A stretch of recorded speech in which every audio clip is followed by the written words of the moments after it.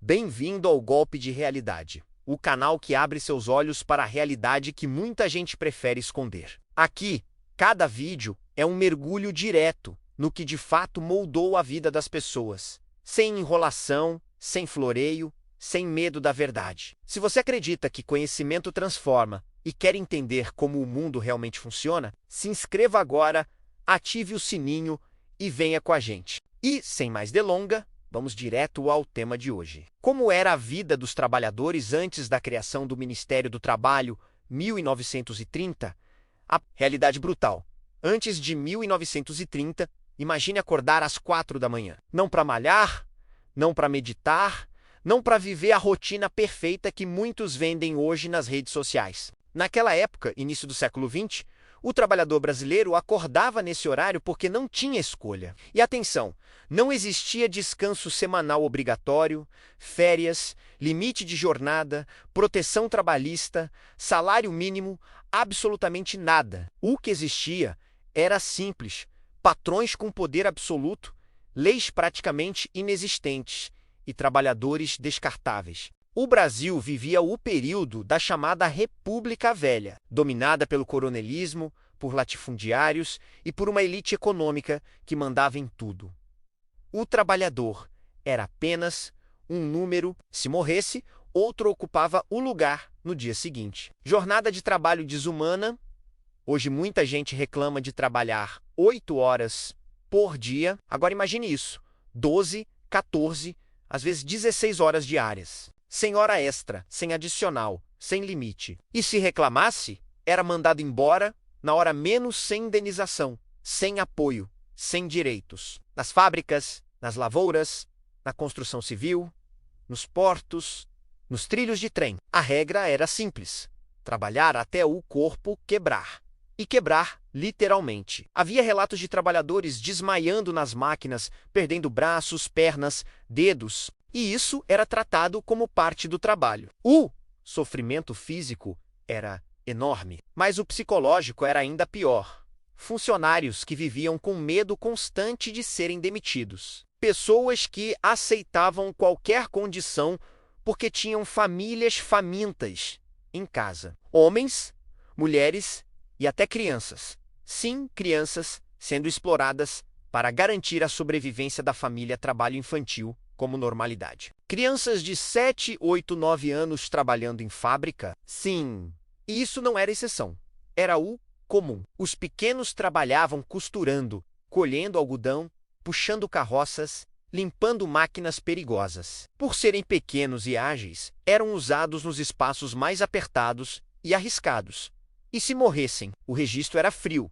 Entrada: um trabalhador. Saída: um trabalhador falecido. Substituir: sem indenização, sem processo, sem justiça. Salários miseráveis e humilhação. Não existia salário mínimo. Cada patrão pagava o que quisesse e normalmente pagava o mínimo possível. Era comum um trabalhador trabalhar o mês inteiro e receber o equivalente a Juan. Comida pobre 2, aluguel de quartos coletivos 3 e nada mais. A fome era companheira diária. A desnutrição assolava famílias inteiras. E a elite, vivendo em casas grandes, dizia que o povo era preguiçoso, sem férias, sem descanso, sem direito à vida. Você acha normal hoje ter descanso semanal? Em 1900 isso não existia. Domingo era dia comum de trabalho, feriado só para a elite. Férias, um conceito inexistente para o povo pobre. A vida era trabalho, trabalho e mais trabalho. E quando o corpo não aguentava mais, substituição era imediata. Assédio, abuso e autoritarismo total. Patrões e capatazes mandavam e desmandavam. Abusavam do poder, humilhavam funcionários, gritavam, ameaçavam. E você não podia contestar, porque contestar significava perder o emprego. E para um pai ou mãe de família em 1905, perder o emprego era praticamente uma sentença de morte. O trabalhador não tinha voz, sindicato, organização, direitos, nada disso existia. E quando algum grupo tentava se reunir para organizar greves, a polícia os reprimia, como se fossem criminosos. O Estado servia aos interesses da elite e o povo mais uma vez ficava calado. As primeiras greves e a resistência, mesmo sem direitos, alguns trabalhadores começaram a se organizar secretamente. Nos anos 1910, surgiram as primeiras greves fortes no Brasil, inspiradas por movimentos europeus. Os trabalhadores pediam o básico: redução da jornada, aumento salarial, limite para o trabalho infantil, condições mínimas de segurança.